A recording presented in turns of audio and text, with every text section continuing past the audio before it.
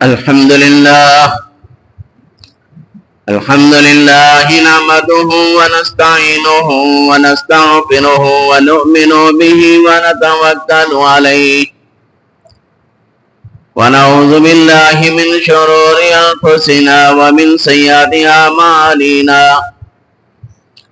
من يهده الله فلا مضل له ومن يضلل فلا هادي له أشهد أن لا إله إلا الله وأشهد أن محمدا عبده ورسوله أرسله بالحق بشيرا ونذيرا أما بعد فإن خير الحديث كتاب الله وخير الهدي هدي محمد صلى الله عليه وسلم وشر الأمور محدثاتها وكل محدثة بدعة وكل بدعة ضلالة وكل ضلالة في النار. أعوذ بالله من الشيطان الرجيم من همزه ونفخه ونفثه. بسم الله الرحمن الرحيم. فقلت استغفروا ربكم إنه كان غفارا يرسل السماء عليكم مدرارا ويمددكم بأموال وبنين ويجعل لكم جنات ويجعل لكم أنهارا. تمام تعریفیں، حمد و ثنا، بڑائی و کبرائی، شان و شوکت، عظمت اللہ رب العالمین وحدہ لا شریک کے لیے لائق و زیبا ہے، جو ہمارا پروردگار ہے، پالنہار ہے، مشکل کشا ہے، حاجت روا ہے، بندہ نواز ہے،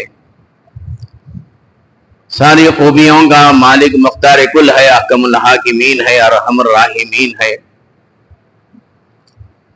ہر خوبیوں کا مالک ہے، ساری کائنات کو کھلاتا پلاتا جلاتا ہے، نہ اس کو نیند ہے نہ اونگ ہے، ساری دنیا کا نظام تنہا تنہا اکیلا چلاتا ہے، اس کے حکمرانی میں کوئی زوال نہیں، کوئی کمزوری نہیں، وہ منفرد اللہ رب العالمین کی ذات ہے کہ وہ اکیلا تنہا ساری دنیا کے نظام کو چلا رہا ہے۔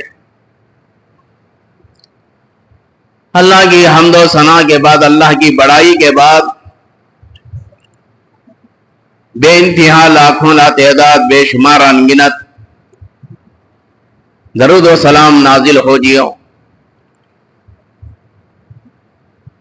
ہمارے نبی، آخری نبی، سید الانبیاء، سرتاج الانبیاء، جناب محمد رسول اللہ صلی اللہ علیہ وسلم پر، جو خاتم الانبیاء ہیں، آپ کے بعد کوئی نبی آنے والا نہیں ہے، اور دیگر انبیاء علیہ السلام پر بھی درود و سلام نازل ہو۔ محترم حضرات، پردہ نشین ماں اور بہنوں، یہ جمعہ کا دن ہے، اچانک خطبے کے لیے میں کھڑا ہو گیا ہوں، اتفاق ہوا، میں شکر گزار ہوں ہمارے ذمہ داران کا، کمیٹی کے ذمہ داران کا، ہمارے امام صاحب کا، مولانا کا، کہ مجھے یہ موقع دیا گیا۔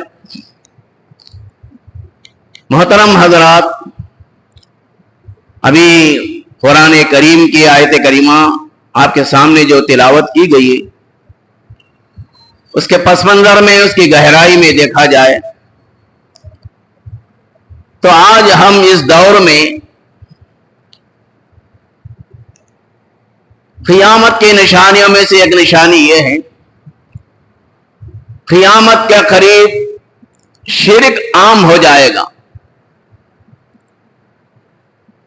شرک کو ہی لوگ کیا ہے دین سمجھیں گے،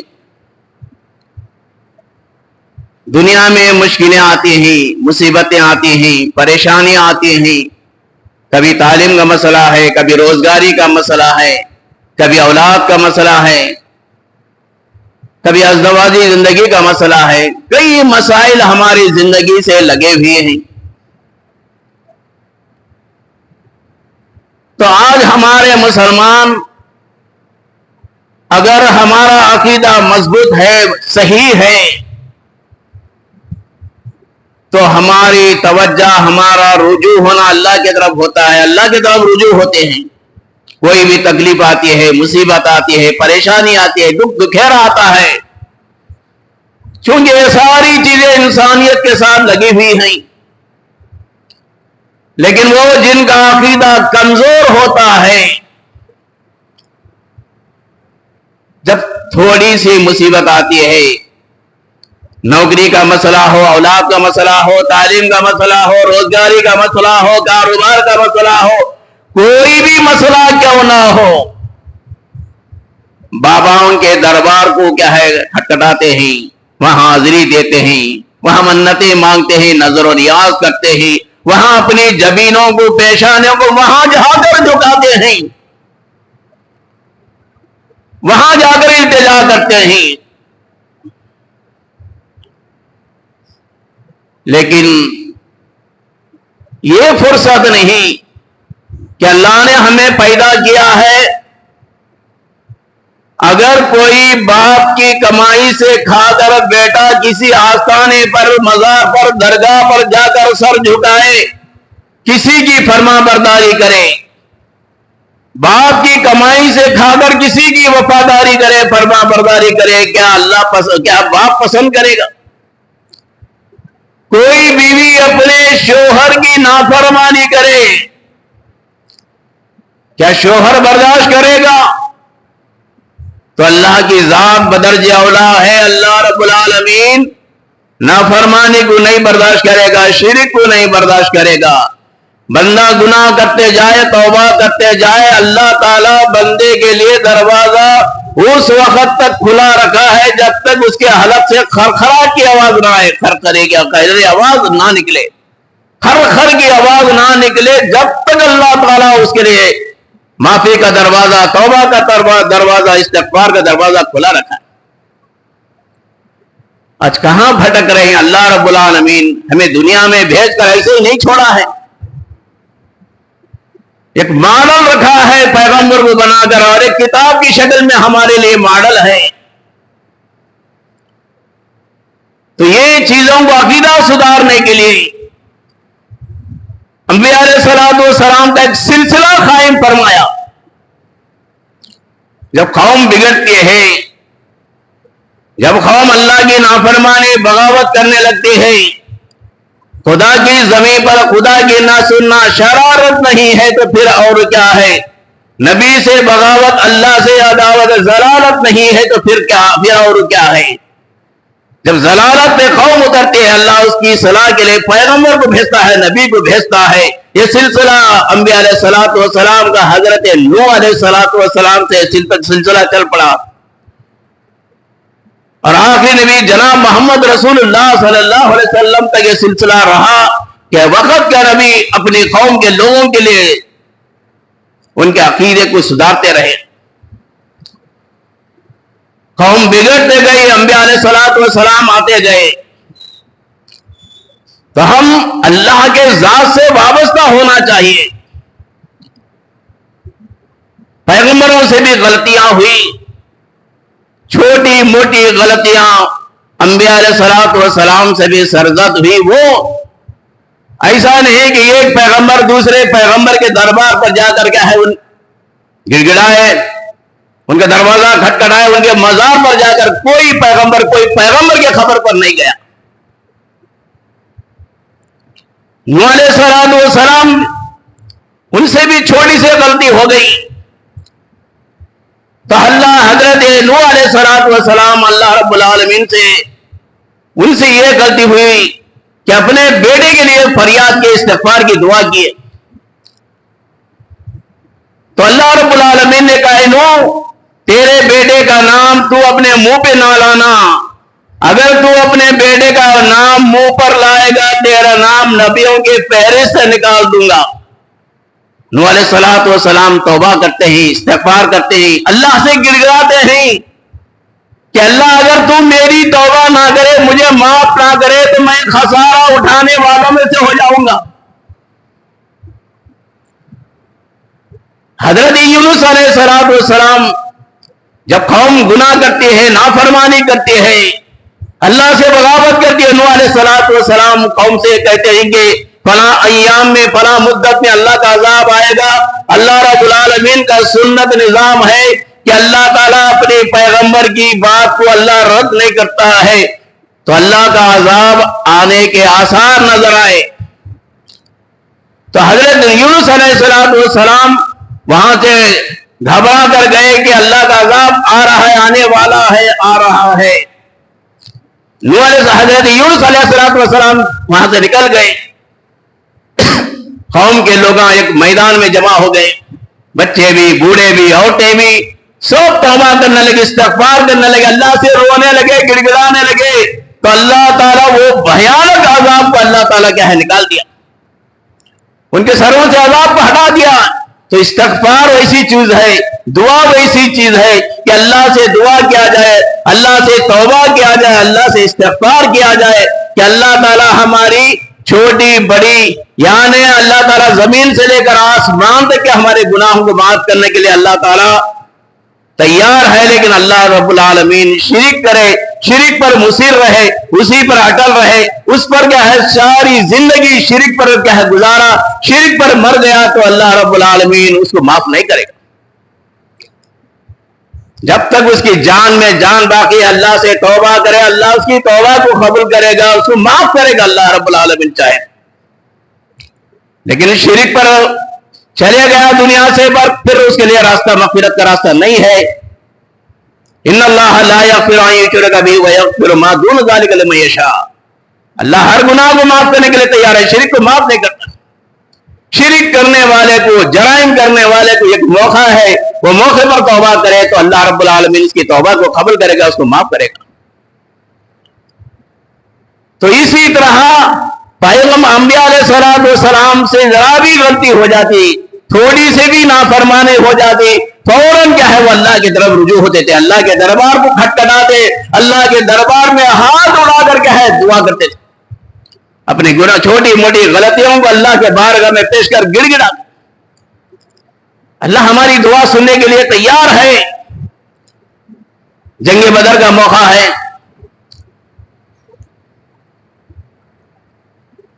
کافروں کا بڑا لشکر ہے، مسلمان گنے چنے ہیں 313 ہیں، میدان بدر ہے، صحابہ سہم گئے، اللہ کے نبی صلی اللہ علیہ وسلم نے دیکھا ہمارے 313 ہیں، دشمن کی تعداد 1000 پار ہے۔ اللہ کے نبی صلی اللہ علیہ وسلم کو دعا کرنے کی ضرورت کیا تھی، استغفار مانگنے کی ضرورت کیا تھی؟ اللہ کے نبی، اللہ تعالیٰ نے نبی کے آگے بھیجے تمام گناہوں کو معاف کر دیا، ما تقدم من ذنبہ وما تأخر۔ پھر اللہ کے نبی صلی اللہ علیہ وسلم اتنا سب کچھ ہونے کے باوجود اللہ کے نبی اللہ کے دربار میں روتے ہیں، گڑ گڑاتے ہیں، روتے ہیں، گڑ گڑاتے ہیں، اتنا دعا کر رہے ہیں، اتنی استغفار، اتنی دعا کر رہے ہیں، اتنی فریاد کر رہے ہیں، اتنا گڑ گڑا رہے ہیں، دعا کرتے کرتے اللہ کے نبی کے حلق سے رونے کی آواز آ رہی ہے۔ صحابہ کرام نبی کے حلق سے رونے کی آواز کو محسوس کر کے پریشان ہو گئے، بے تاب ہو گئے، کسی کی مجال نہیں، ہمت نہیں، اللہ کے نبی کے وہ خیمے میں جا کر جہاں اللہ کے نبی رات کی تنہائی میں سناٹے میں دعا کر رہے ہیں، گڑ گڑا رہے ہیں اللہ سے۔ صحابہ نے ابو بکر رضی اللہ تعالیٰ عنہ سے کہا، ابو بکر آپ ہی اللہ کے نبی سے جا کر کیا ہے پوچھ سکتے ہیں، ہمارے اندر طاقت نہیں، قوت نہیں، ہمارے اندر ہمت نہیں۔ حضرت ابو بکر رضی اللہ تعالیٰ عنہ نبی کے خیمے میں جاتے ہیں کہ اللہ کے نبی صلی اللہ علیہ وسلم سے کہتے ہیں کہ اللہ کے نبی آپ اتنا رو رہے ہیں، اتنا گڑ گڑا رہے ہیں، آپ کے حلق سے رونے کی آواز آ رہی ہے، صحابہ پریشان ہیں۔ تو اللہ کے نبی صلی اللہ علیہ وسلم کو अल्लाह की तरफ से हुक्म हुआ कि अल्लाह के नबी आप और आपके सहाबा तन्हा नहीं, थोड़ी तादाद मिन फियतिन कलीलतिन गलबत अला फियतिन कसीरा, कि अल्लाह रब्बुल आलमीन ने कहा फरिश्तों से तुम्हारी मदद करूंगा 3000 सलासता आलाफ, फिर आगे बढ़कर फरमाया हम सती आलाफिन, यानी तुम्हारी मदद में 3000 फरिश्तों को भेजकर मदद करूंगा, 5000 फरिश्तों को भेजकर मदद करूंगा, मगर क्या है अल्लाह पर हमारा यकीन कामिल हो, अल्लाह से हमारा गिड़गिड़ाए, इस्तिग़फ़ार करे, तौबा करे, हर चीज देने के लिए अल्लाह रब्बुल आलमीन तैयार है। लेकिन आज क्या बात है, आज हम मस्जिद में नहीं रोते हैं आकर अल्लाह के रब्बुल आलमीन से, रात के तहज्जुद की नमाज में आखिरी पहर में तन्हाई में गिड़गिड़ाते नहीं। व ज़करल्लाहु खालियन फबादत ऐना, जो रोता है रात के तहज्जुद के तन्हाई में रोता है, अल्लाह रब्बुल आलमीन उसकी दुआ को कबूल करते हैं, उसके रोने को पसंद करते हैं। तो आज हम कहां शिकायतें, शकावत अल्लाह, शिकायतें हमारे जुबानों पर एक दूसरे के सामने होती हैं। हमारा कारोबार सही नहीं, औलाद नहीं हुई, परेशानियां हैं, फला तकलीफें हैं, फला मुसीबतें हैं। इंसान एक इंसान को सुनाने में लगा हुआ है, लेकिन उसे ये पता नहीं कि ये फरियाद में अल्लाह के पास रखना है। सुनने वाली, माफ करने वाली, हमारी क्या है परेशानियों को दूर करने वाली जात अगर है तो वो अल्लाह रब्बुल आलमीन है। अल्लाह के दरबार को छोड़कर इंसानों में क्या है फरियाद करने लगता है, शिकायत करने लगता है। एक ताबी हैं हजरत हसन बसरी रहमतुल्लाह अलैहि, गालिबन तबे ताबी हैं। उनके पास लोग आते हैं, एक बात दीगर, ये कारागर बोलता है कि हमारे जंगल में पैदावार नहीं, परेशान है, फसल नहीं आ रही है, परेशानियां हैं, बहुत तकलीफों में हैं, कहसारी आ गई है। कहा जाओ तौबा इस्तग़फ़ार करो, तौबा इस्तग़फ़ार करो। एक और आते हैं, आकर कहते हैं मैं औलाद नहीं है, उनसे भी कहा तौबा इस्तग़फ़ार करो। तीसरा आता है, चौथा आता है, जो भी आते हैं हर एक को ये फार्मूला बताते हैं तौबा इस्तग़फ़ार करो, इस्तग़फ़ार करो, इस्तग़फ़ार करो। मेरे और आपके आका जनाब मोहम्मद रसूलुल्लाह सल्लल्लाहु अलैहि वसल्लम रोजाना 100 मरतबा इस्तग़फ़ार पढ़ा करते थे। इस्तग़फ़ार क्या करते थे कि हमारी उठने बैठने की जिंदगी में, रोजे मर्रा की जिंदगी में उठते बैठते जैसे ही हमारे को फुर्सत मिले अस्तग़फ़िरुल्लाह अस्तग़फ़िरुल्लाह अस्तग़फ़िरुल्लाह पढ़ते जाएं, अस्तग़फ़िरुल्लाह कसरत से पढ़ें। अस्तग़फ़िरुल्लाह हमारी परेशानियों का हल है। कुरान करीम में बता रहा है अल्लाह रब्बुल आलमीन, फ़क़ुल्तु अस्तग़फ़िरू रब्बकुम इन्नहु कान गफ़्फ़ारा, फ़क़ुल्तु अस्तग़फ़िरू रब्बकुम इन्नहु कान गफ़्फ़ारा। यानी वो आयत करीमा में अल्लाह बता रहा है तुम इस्तग़फ़ार करो, इस्तग़फ़ार अल्लाह से तौबा करें कि अल्लाह हमारी छोटी मोटी न मालूम कौन सी गलतियां हो गई हैं, कौन से गुनाह हो गए, कौन से जराइम हो गए, कौन सी हमारे नाफरमानियां हो गई, अल्लाह मैं तौबा करता हूं, इस्तग़फ़ार करता हूं, गिड़गिड़ाता हूं। सजदे में उठने के बाद जब हम दुआ पढ़ते हैं अल्लाह मग़फ़िरली वरहमनी वहदीनी वाफ़िनी वरज़ुक़नी, कितनी प्यारी दुआ है, इसमें मग़फ़िरत की भी दुआ है, अल्लाह से रहम व करम भी क्या है तलब करने की दुआ है, और अल्लाह रब्बुल आलमीन से सीधा रास्ता भी इसमें क्या है मांगने की दुआ है, और आफियत की दुआ भी है, और सबसे आखिर वरज़ुक़नी, यानी अल्लाह मुझे रिज़्क़ दे। सजदे में सर उठाकर आदमी दुआ करता अल्लाह मग़फ़िरली वरहमनी वहदीनी वाफ़िनी वरज़ुक़नी, कितनी प्यारी दुआ है। इस दुआ पर हमारा यकीन नहीं जा रहा है, असबाब पर यकीन जा रहा है, हमारे ज़राए पर यकीन जा रहा है, हमारे कोशिशों पर क्या है यकीन जा रहा है। लेकिन कोशिश करते हुए अल्लाह से इस्तग़फ़ार करे, तौबा इस्तग़फ़ार करे, अल्लाह के दरबार में आजिज़ी करके क्या है कारोबार नहीं चल रहा है, औलाद नहीं हो रही है, परेशानियां हो रही, मुसीबतें आ रही, बीमार है, अल्लाह के दरबार में आए, आकर गिड़गिड़ाए, अल्लाह से दुआ करे, अल्लाह से तौबा करे, अल्लाह न मालूम हमारी कौन सी नाफरमानी जिसकी वजह से तूने क्या है ब्रेक डाल दिया है, कि अल्लाह मैं तौबा कर रहा हूं, मैं अल्लाह तेरे से माफी चाहता हूं, इस्तग़फ़ार कर रहा हूं, अस्तग़फ़िरुल्लाह अस्तग़फ़िरुल्लाह अस्तग़फ़िरुल्लाह, कसरत से पढ़े, कसरत से अस्तग़फ़िरुल्लाह पढ़े कि अल्लाह हमारी परेशानियों को दूर करता है। एक मामूली फार्मूला हम समझते हैं इस्तग़फ़ार को, استغفراللہ کو استغفار کو ہم ایک معمولی فارمولا سمجھتے ہیں، لیکن یہ معمولی فارمولا نہیں ہے. عمل کر کے دیکھیں آدمی، شرط یہ ہے کہ آدمی کو صبر ہو، یقین ہو، پابندی ہو. اللہ کے دربار میں پابندی سے، صبر سے، یقین سے استغفار کثرت سے کرے. استغفر اللہ ربی من کل ذنب واتوب الیہ، کتنی پیاری دعا ہے. ساری چیزیں نبی کو بھیج کر اللہ تعالیٰ ہماری زندگیوں میں یہ پریشانیوں کو اس کے حل کے لیے ساری چیزیں بتلائے، نبی کے ذریعے سے بتلائی گئی. اس پر ہمارا یقین نہیں جا رہا، اس پر ہماری محنت نہیں ہو رہی ہے، اس پر ہماری کوشش نہیں ہو رہی ہے. ذرائع پر کیا ہے، دنیا کی چیزوں پر اگر مگر کرنے میں تیار ہوتے ہیں، لیکن دنیا کی چیزوں پر ہمارا بھروسہ ہے، لیکن اللہ کے ذات پر ہمارا بھروسہ نہیں. اسے کیا ہے، توبہ استغفار کرنے کی ہمیں توفیق نہیں ہو رہی ہے. تو اللہ کے ذات سے ہم توبہ استغفار کریں. توبہ استغفار میں بہت بڑی کیا بھلائی ہے. تو آدمی جب دعا کرتا ہے فَقُلْتُ اسْتَغْفِرُوا رَبَّكُمْ إِنَّهُ كَانَ غَفَّارًا، تو اس کے بدلے میں اللہ تحفہ کیا دیتا ہے؟ ہاتھ اٹھا کر دعا کرے، تہجد میں کرے، یا چلتے پھرتے استغفر اللہ استغفر اللہ استغفر اللہ استغفر اللہ ربی من کل ذنب واتوب الیہ، چلتے پھرتے اگر یہ دعا ہم پڑھتے جائیں گے، استغفر اللہ کثرت سے پڑھتے جائیں گے، تو اس کے عوض میں اللہ رب العالمین کیا دے گا؟ یرسل السماء علیکم مدرارا، اللہ رب العالمین آسمان سے ہمارے کھیتوں کو، فصلوں کو پیدا دینے والی بارش کیا نازل کرے گا. وَيُمْدِدُكُمْ بِأَمْوَالٍ، اور ہمیں مال سے مالا مال کرے گا، مال سے مالا مال کرے گا. وَيَجْعَلْ لَكُمْ جَنَّاتٍ وَيُمْدِدُكُمْ بِأَمْوَالٍ وَبَنِينَ، اور اولاد سے نوازے گا. اولاد نہیں ہے، اللہ سے گڑ گڑائیں. حضرت ابراہیم علیہ السلام اللہ سے کتنے سال گڑ گڑائے، کتنے سال اللہ سے فریاد آپ نے کی.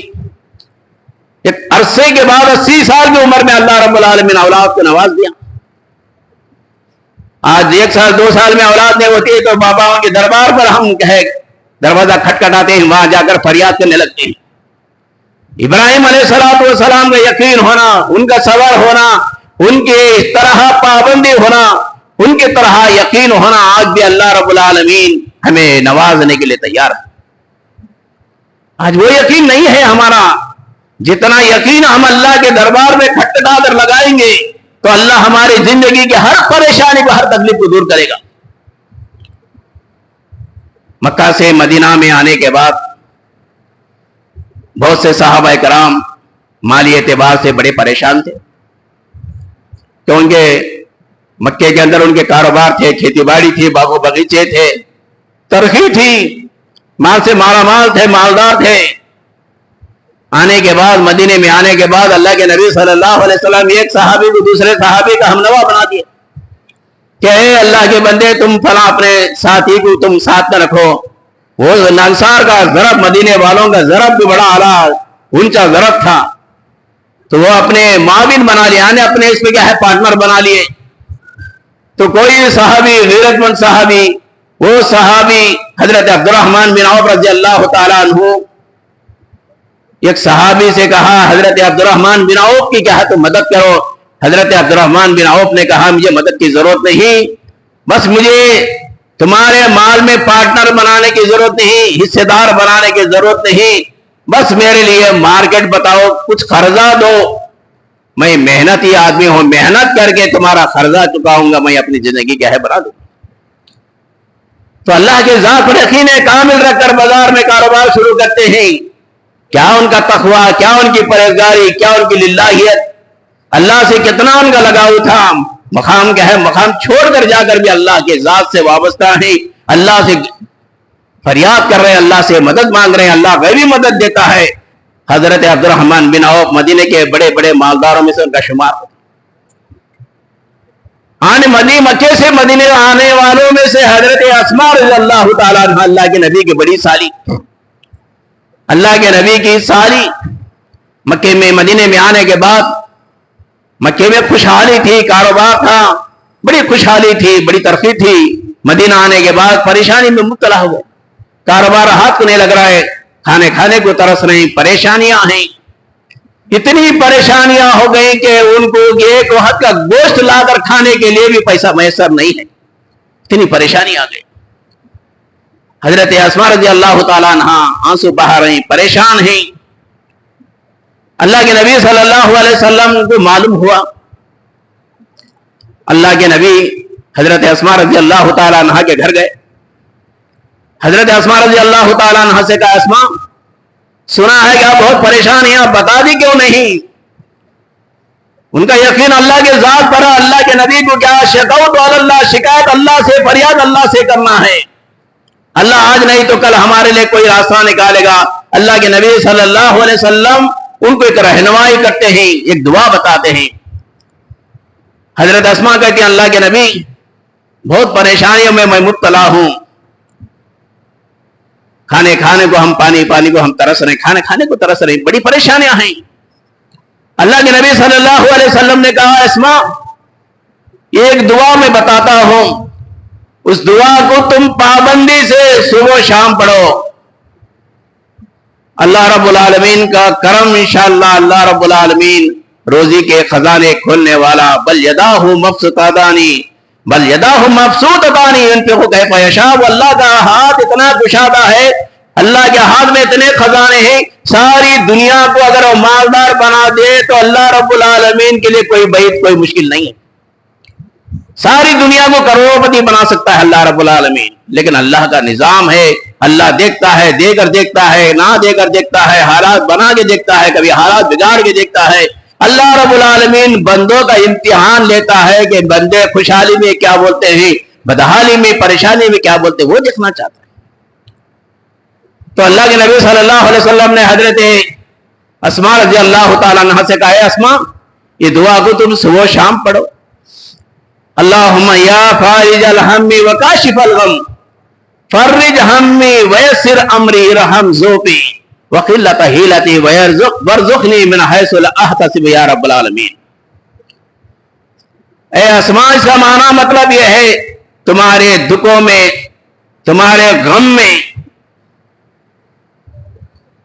اللہم یا فارج الہم وکاشف الغم فرج ہمی، اللہ سے دعا کرو، فرج ہمی، اللہ میرے غم کو دور کر دے، ویسر امری، میرے کام میں جو مشکلیں ہیں وہ مشکلوں کو دور کر دے، ارحم ذوقی، اللہ میں اتنا کمزور بندہ ہوں، میری کمزوری پر تو تیرا کرم، رحم و کرم شامل ہو جائے۔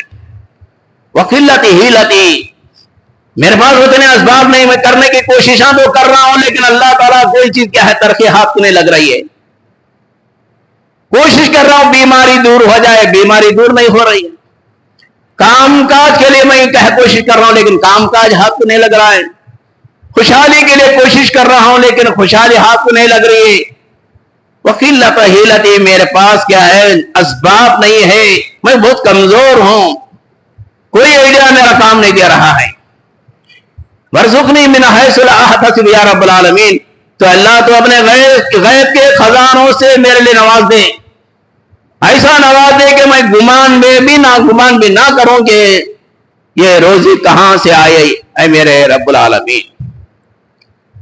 تو یہ دعائیں ہم پڑھنا چاہیے، بڑی جامع دعا ہے، آپ آزما کر دیکھیں، بڑی جامع دعا ہے۔ اللہم یا فارج الہم وکاشف الغم فرج ہمی ویسر امری ارحم ذوقی وقلت حیلتی وارزقنی من حیث لا احتسب یا رب العالمین۔ یہ دعا کی پابندی کرے، میں اور آپ صبح و شام، فجر کی نماز کے بعد، مغرب کے بعد یا عصر کے بعد، چھوٹی سی دعا ہے، چھوٹی سی دعا ہے، اس دعا کو ہم پابندی سے پڑھیں گے، یقین کامل کے ساتھ پڑھیں گے، پھر اللہ رب العالمین ہمارے لیے ساری پریشانیوں کو اللہ تعالیٰ دور کر دے گا، ہماری پریشانیوں کا حل کرے گا۔ تو یہ باتیں ہیں، مجھے اور آپ کو کیا ہے استغفار کثرت سے اللہ کے دربار میں کرنا چاہیے، اللہ سے ہم یقین رکھنا، اللہ سے پابندی، صبر کرنا، پابندی کرنا، یقین رکھنا اللہ کے ذات میں۔ انما القرآن لما قرئ لہ، قرآن کی آیتیں، احادیث شریفہ میں جو دعائیں بتلا گئی، یقین کامل کے ساتھ اگر ہم پڑھیں گے، اللہ ہماری پریشانیوں کو دور کرے گا انشاءاللہ۔ تکلیفیں آئیں گی، آزمائش آئیں گے، آزمائش اللہ تعالیٰ، بندہ جو زیادہ نیکوکار ہوتا ہے، جتنا اللہ سے قریب ہوتا ہے، اللہ انہی کو آزماتا ہے۔ آپ دیکھیں گے دنیا داروں کو نہ نماز نہ عقیدہ نہ ایمان. ایسے لوگ کیا ہے دنیا میں دیکھنے میں جنت لگتی, دنیا ان کی جنت بن جاتی ہے, جنت دکھائی دیتی ہے. لیکن مومن بندہ جتنا اللہ سے قریب ہوتا اللہ اس کو دیکھتا ہے کہ ان کھرا ہے کہ کھوٹا ہے, ان کچا ہے کہ پکا ہے, وہ آزماتا ہے اللہ رب العالمین. وہ کڑی میں اگر اللہ تعالیٰ سے ہم زیادہ لگاؤ رکھیں, گڑ گڑائے, فریاد کرے, دعا کرے, استغفار کرے, پھر وہ گھڑی بھی آئے گی, وہ دن بھی آئے گا, وہ وقت بھی آئے گا کہ ہماری پریشانیاں ایسے نکل جائیں گی جیسے مسکی سے بال نکل جاتا ہے. یہ صبر ہونا چاہیے. اللہ آدم کو بھی آزمایا, نوح علیہ السلام کو بھی آزمایا, ابراہیم علیہ السلام کو بھی آزمایا, یونس علیہ السلام بھی مچھلی کے پیٹ میں 40 سال تھے. لا الہ الا انت سبحانک انی کنت من الظالمین, یہ دعا پڑھتے ہیں, فریاد کرتے ہیں, گڑ گڑاتے ہیں, گڑ گڑاتے ہیں, گڑ گڑاتے ہیں. جب اللہ تعالیٰ ان کو مچھلی کے پیٹ سے نکالتا ہے کہ یونس تو نے مجھے مچھلی کے پیٹ میں پکارا, اگر نہ پکار تو قیامت کے صبح تک مچھلی کے پیٹ میں تو رہ جاتا. یہ یقین کامل ہمیں ضروری ہے. یقین نہیں, بھروسہ نہیں, صبر نہیں, پابندی نہیں, آزمائش پر واہ ہے کرتے ہیں, لیکن اللہ سے بھی فریاد کریں.